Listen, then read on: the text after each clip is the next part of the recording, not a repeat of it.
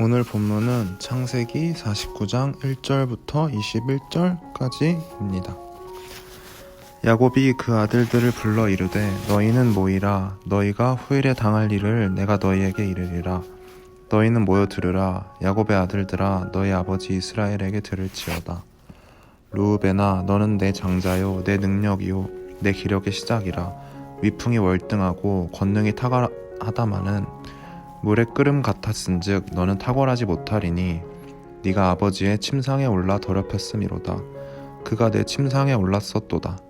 시므온과 레위는 형제요 그들의 칼은 폭력의 도구로다. 내 호나 그들의 모의에 상관하지 말지어다. 내 영광아 그들의 집회에 참여하지 말지어다. 그들이 그들의 분노대로 사람을 죽이고 그들의 혈기대로 소의 발목 힘줄을 끊었음이로다. 그 노여움이 혹독하니 저주를 받을 것이요 분기가 맹렬하니 저주를 받을 것이라. 내가 그들을 야곱 중에서 나누며 이스라엘 중에서 흩으리로다.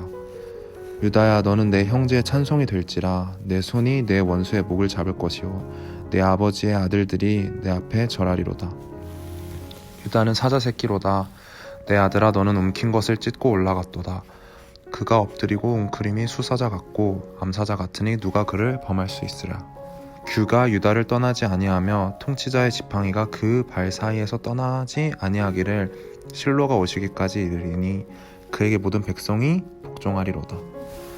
그의 나귀를 포도나무에 매며 그의 암나무 새끼를 아름다운 포도나무에 맬 것이며 또 그 옷을 포도주에 빨며 그의 복장을 포도즙에 빨리로다. 그의 눈은 포도주로 인하여 붉겠고 그의 이는 우유로 말미암아 희리로다. 스불론은 해변에 거주하리니 그곳은 배 매는 해변이라 그의 경계가 시돈까지리로다. 이시아갈은 양의 우리 사이에 끌어앉은 건장한 나귀로다.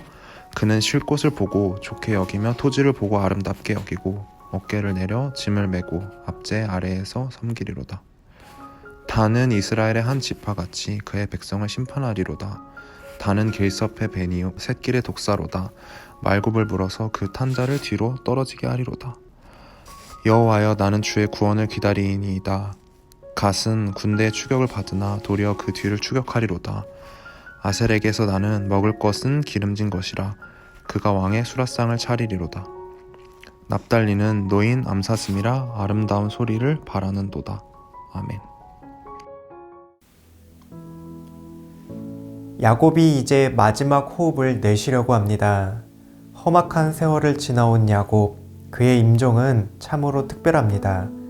그가 남긴 마지막 말이 하나님의 말씀이 되었습니다. 많은 굴곡진 인생을 지났지만 그의 마지막은 하나님의 말씀으로 장식합니다. 하나님의 말씀을 전달하는 귀한 인생으로 그 마침표를 찍게 됩니다. 자신의 조상 아브라함과 이삭으로부터 내려오는 언약의 말씀을 확장해서 자녀들에게 이어주려고 합니다. 단순히 야곱은 가장의 한 사람으로서 유언을 남기는 것이 아닙니다. 신약의 교회로 예표되는 이스라엘 공동체에 나아갈 길에 대해서 말씀을 전하고 있습니다. 하나님의 말씀이 하나님의 사람을 통해서 하나님의 백성들에게 주어지는 그 현장입니다.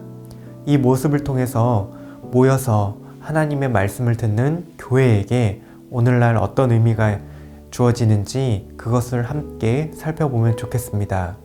첫째, 하나님의 말씀은 그저 은혜로 부름받은 하나님의 백성들에게 주어집니다. 야곱은 그의 아들들을 말씀의 자리로 부르는 것에서 오늘 말씀은 시작합니다. 1절과 2절입니다. 야곱이 그의 아들들을 불러 이르되 너희는 모이라. 너희가 후일에 당할 일을 내가 너희에게 이르리라. 너희는 모여 들으라. 야곱의 아들들아, 너희 아버지 이스라엘에게 들을지어다. 야곱은 그의 모든 아들들, 모든 지파의 우두머리를 다 부릅니다. 이 중에 하나님의 말씀을 받기에 합당할 만큼 의로운 자들은 거의 없습니다. 첫째 르우벤은 어떠한가요? 그의 아비의 침상을 더럽힌 자입니다. 시므온과 레위는 무참히 학살을 저질렀고 유다는 며느리를 통해 아들을 낳았습니다. 행위로는 하나님의 말씀을 받을 만큼 의롭다고 할 수 있는 자들이 아무도 없습니다. 그리고 여종들을 통해 낳은 아들들까지 모두 한자리에 모입니다. 출생이 어떠하든지 그들에게 어떠한 연약함이 있든지 하나님의 말씀은 자격 없는 자들에게 먼저 불러주심을 통해서 임합니다. 그들은 그저 은혜로 하나님의 말씀을 듣습니다. 우리 또한 하나님의 말씀을 듣기 위해 모일 때에 우리 안에 자격 없음으로 인해서 얼마나 고민이 많은지 모르겠습니다. 한 주간 지은 죄를 돌이켜보면 하나님 앞에 나와 말씀을 받기란 도통 면목이 없습니다. 마음에 얼마나 큰 정죄가 찾아오는지 원수의 참소를 견디기가 어려울 때가 참 많습니다. 그럼에도 불구하고 하나님의 말씀은 우리의 어떠함에 따라 주어지지 않습니다.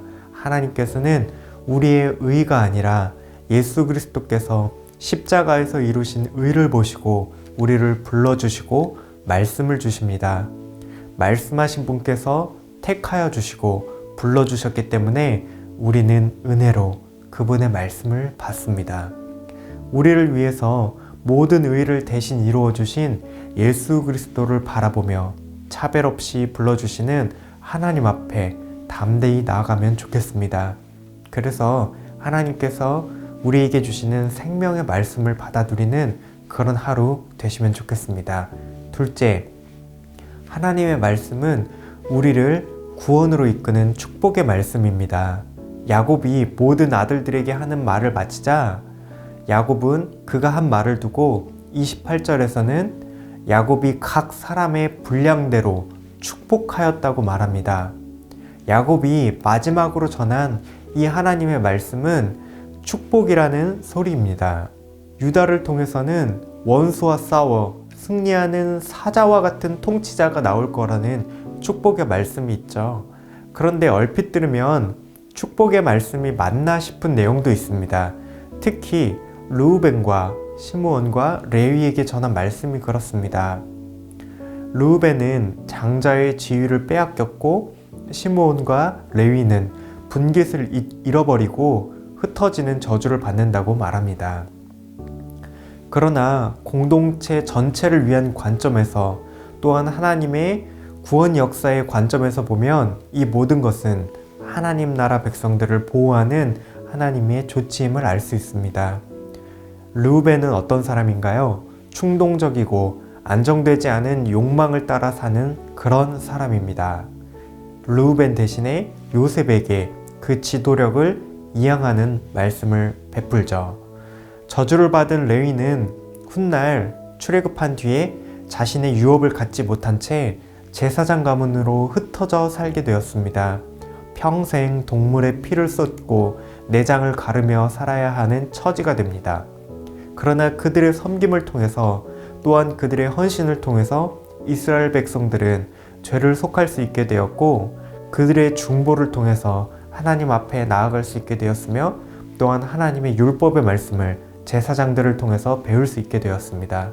처음 보면 축복에 반하는 말씀 같지만 성경을 관통하는 구원 역사를 비추어 보면 이 모든 것은 하나님이 이스라엘 백성들을 구원으로 이끄는 축복의 말씀이 아닐 수 없습니다. 우리는 축복을 전하는 성경 구절뿐만 아니라 우리의 양심을 깨우고 책망하고 경고하는 구절도 하나님의 말씀으로 귀하게 받아 누려야 하겠습니다. 왜냐하면 우리에게 가장 좋은 선물은 이 땅에서 잘 먹고 잘 사는 그런 기복주의적인 것이 아니라 영원한 하나님 나라 백성이 되어 구원을 얻는 것이기 때문입니다. 야곱은 오늘 자녀들에게 마지막 말을 남깁니다. 이것은 이스라엘 공동체가 당할 일을 전하는 하나님의 말씀이었습니다. 이 말씀은 자격 없는 자들도 불러주신 은혜의 말씀이며 공동체 전체를 구원으로 이끌어 가시는 하나님의 축복의 말씀이었습니다. 오늘 하루도 이렇게 차별 없이 말씀을 주시는 하나님 앞에 나와 구원의 모든 축복이 담긴 이 말씀을 받아 누리며 하나님의 백성으로 든든히 서가시는 우리 청년 가족들 되시기를 바랍니다. 이 시간 말씀을 가지고 기도하시겠습니다. 하나님, 우리가 하나님의 말씀을 받을 만한 그런 자격이 없다고 느껴질 때에도 예수 그리스도의 십자가 공로를 의지하여 차별 없이 주어지는 하나님의 말씀을 받아 누리게 하옵소서.